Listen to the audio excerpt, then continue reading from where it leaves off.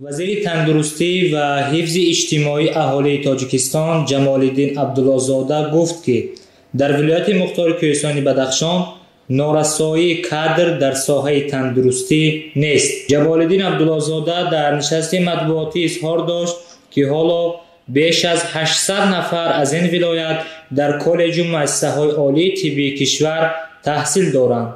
آینده مسئله تامین آنها با جای کار به میان آمده است. همگی یک نفر طبیب از ولایت بدخشان به مهاجرت رفته است. خوشبختانه حالا در اینجا نارسایی کادر طبی نیست، اظهار داشت وزیر.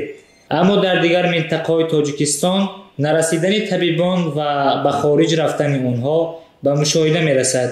بنا به اطلاع مسئولین وزارت تندرستی، دوام یکمین سال آخر 674 طبیب از تاجیکستان به خارج رفتند. سبب رفتن طبیبان برنامه‌های جلب کارمندان این ساحه از جانب دیگر دولت‌ها ارزیابی گردید.